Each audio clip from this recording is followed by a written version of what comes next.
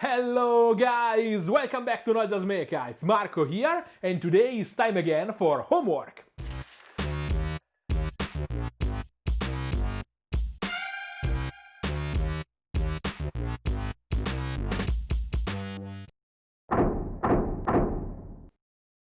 At this point you know the drill, but let's recap the rules of the series for all the new followers.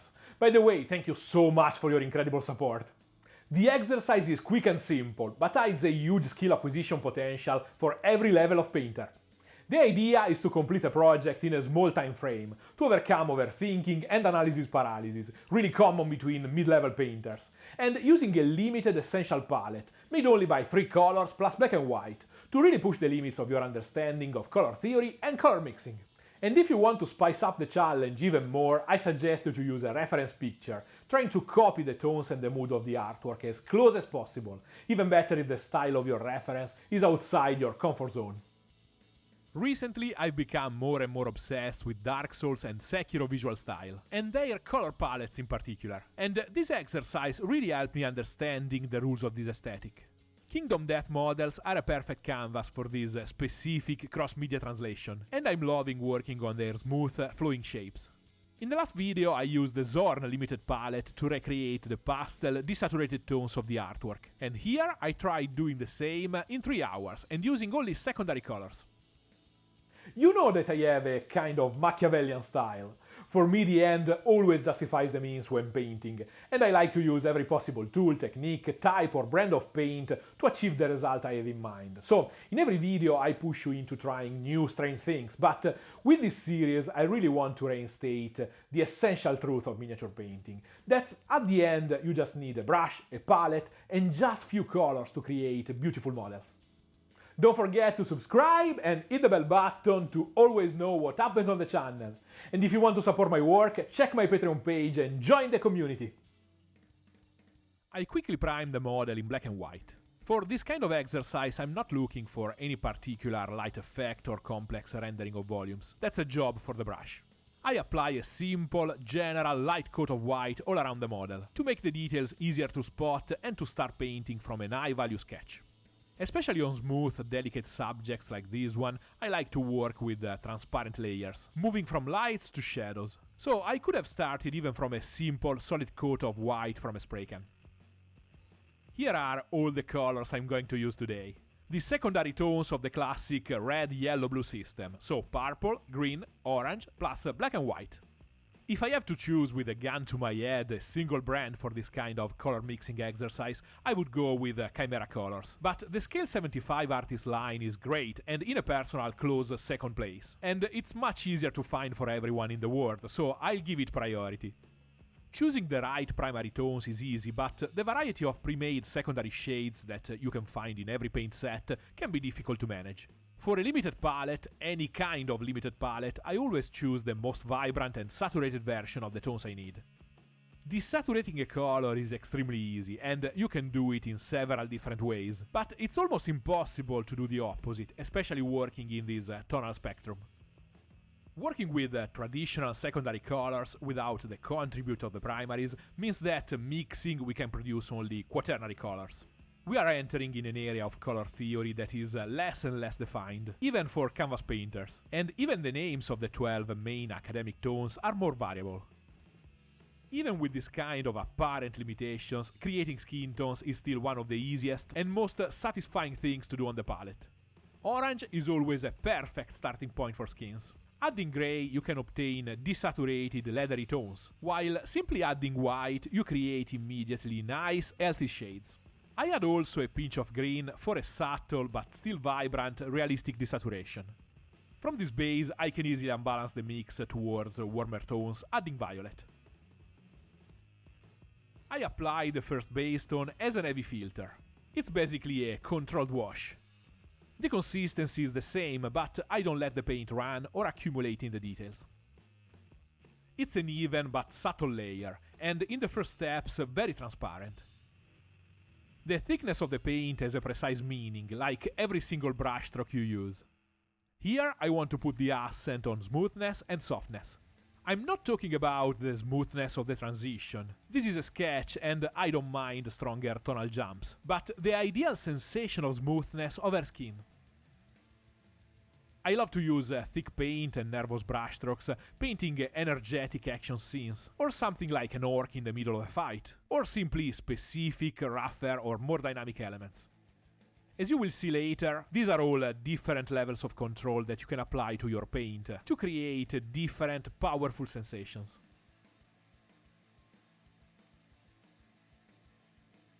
When I have the initial structure, the uniform filter becomes a glaze, where I insist more in specific areas, and with a constant precise direction, to build a transition with more depth, saturation, and consequently a darker value.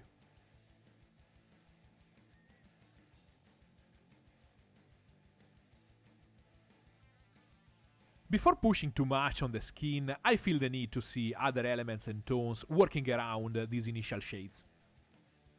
Working with this kind of palette, you don't have access to extremely powerful tonal contrasts, and part of the style is precisely using a soft, pastel selection of colors. I use a greenish brown to prime the hair, to create a contrast of temperatures with the skin. And from now on, I'll try to use this alternation between every close element. As you can see here, the paint is thicker and more opaque because I can already use the brushstrokes and the real physical thickness of the paint to add extra movement and volume.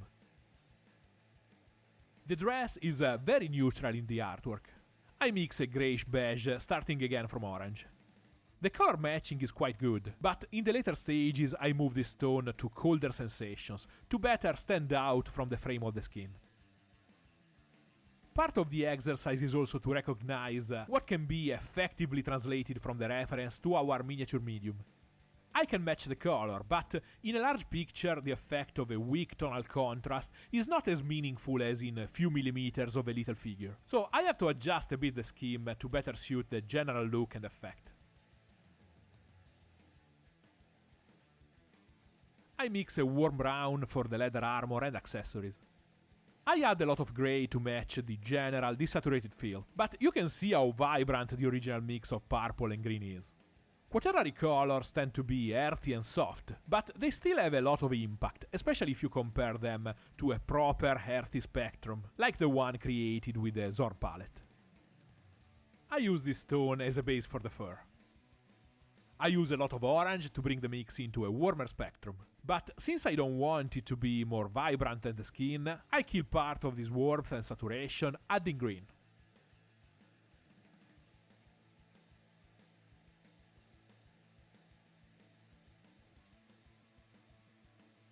The challenge is to mix again something light and harmonious, but still different from what I've already in place. The mix is again a base of orange, black and white, but simply changing their proportions, I have another completely different set of tones. I use a fairly thick application to start building the solid, rough sensation of the dry, carved bones. This is something that is a bit lost in video and pictures, but makes a huge difference when you see the model in person. I think that's the beauty of our three-dimensional medium, and as commission painter's professional deformation, I always tend to put the accent on this part of the experience of looking to the model. Here I use a lesson learned working on the Zorn palette. A simple grey, basic mix of black and white can appear very cold and bluish when applied in a warm and earthy scheme, and pop out as breaking tone even if you don't have a proper blue on the palette. For this kind of exercises, I really like to set all the basic tones on the model to see if the scheme is working. At this stage, it's extremely quick and easy to fix and change things, and when I start adding shades and details, I already know the central hue of every single spectrum of lights and shadows. Here I have a new palette, because I spilled my coffee over the first one. The coffee is an optional step. Feel free to skip it. At the end, a new palette fits well the second stage of the painting process, because here I start mixing my washes, filters and glazes. I use water and glaze medium to increase the transparency of the mix, maintaining a good body and a stable suspension of pigments. And I use this warm brown to quickly bring out the details of the bone elements. The objective here is just to catch the smallest details, creating some of my dark definition. Using a general wash for shading doesn't really make sense, because hitting an entire area with a wash lowers all the values of the whole surface. It doesn't create a shade, simply makes everything darker. The beauty of using your own washes is that you have full control on them, and you can set their transparency, consistency and tones. Plus, you don't have to buy pots and pots of expensive colored water. Same idea using pure purple, that will move the fur to more vibrant pink notes, catching all the little strands. And the green hue of the dress. This really helps defining these microscopic lines, keeping the same matte finish of the rest of the model. I keep working with the same mixes and pools of colors, but completely changing the way I apply them on the model. Again, the difference between a light wash, a filter or a glaze is in the brushstrokes, not in the paint. These applications naturally flow into each other, and for example, a light wash is the same thing of a heavy filter, so don't think them as separate, independent things.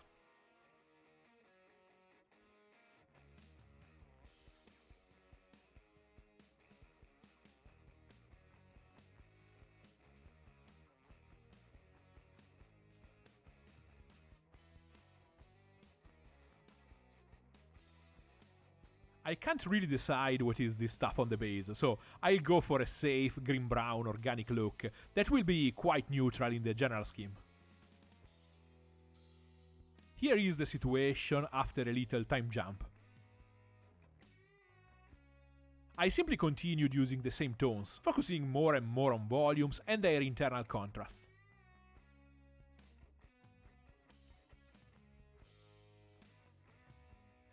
The result of this transparent layering is particularly clear in the legs, that now have a better three-dimensional presence.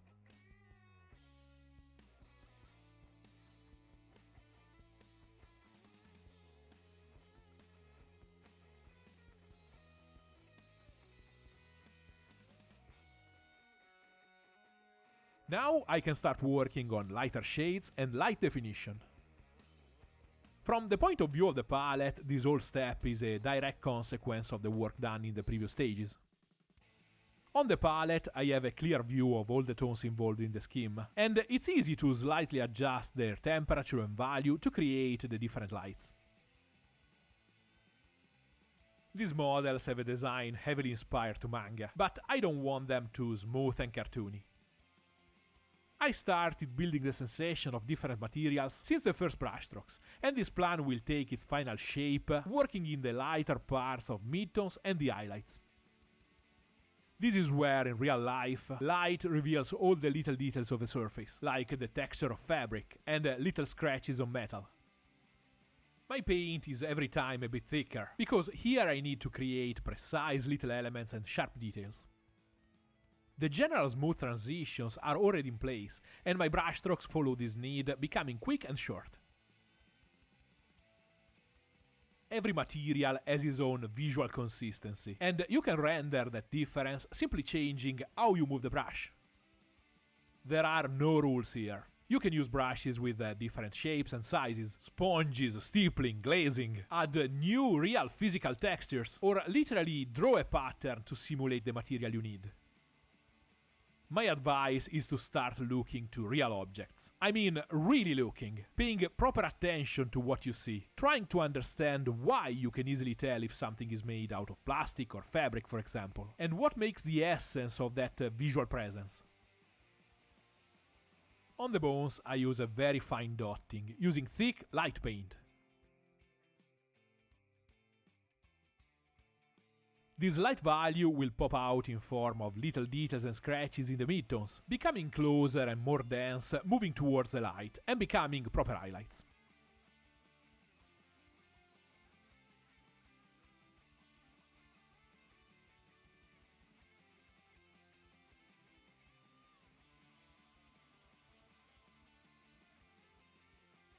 Similar process working on the fur, but this time using short, nervous brushstrokes to add the sensation of the single fibers that make his mess.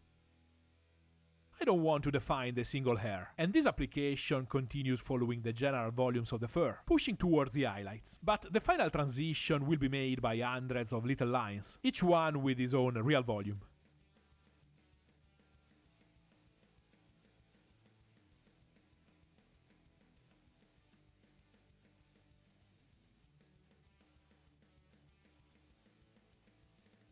The leather effect is made by a mix of both lines and dots, but using a more fluid mix, able to work a bit in transparency with the previous tones, and give a more subtle result. This because the little wrinkles and imperfections of a soft leather don't have the same presence of the sharp deep cuts inside sculpted bones, or the evident flow of a thick mass of fur.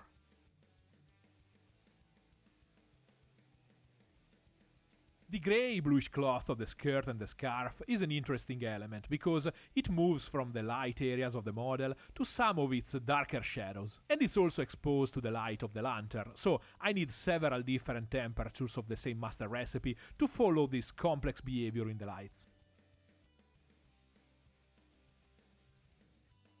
Here I use longer and more fluid brushstrokes, moving downwards to give the idea of a light, soft fabric flowing on her body and in the wind.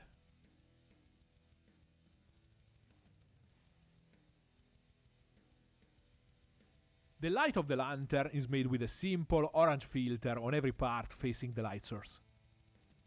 Since I can't use yellow, the sensation is that of a fading, dying light, or maybe simply screened by these creepy ants.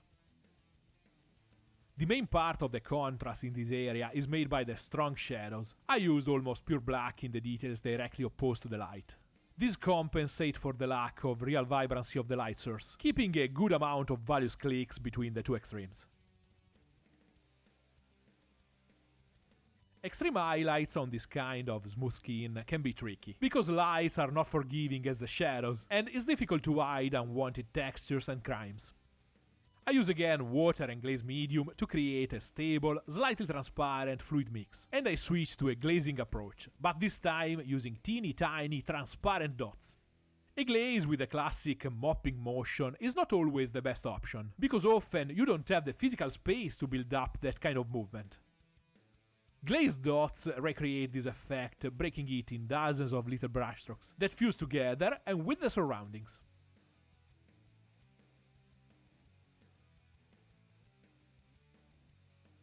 Only at the end I use a bit of pure white here and there to close the extreme lights.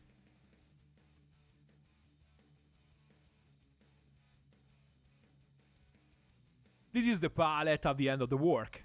It's quite similar to the one I ended up working with the Zorn tones in the last video, especially from the point of view of the desaturated tones, but they still keep a more powerful vibrancy that can add a bit more energy to the general look. And here is the final result. 3 hours, 3 main tones and a single brush. Every time you see one of these videos, it means that I felt the need of reconnecting with the colors, the palette and the brush. It can happen after a complex, convoluted paint job, after a busy, complicated week, or like in this case, when I need to understand the very basics of a new aesthetic. It's an extremely complete exercise that will give you always something new, even if you are a veteran painter. And if you are a beginner, this is probably the best way to start your journey outside the commercial. You need hundreds of pots of slightly different shades, step by steps. If you like this video, give it a like and subscribe. Don't forget that you can ask me anything down below with a comment, and you can follow my projects during the week using one of my socials. And if you want to support my work, check my Patreon page and join the community, or maybe ask for a commission. See you next week, guys!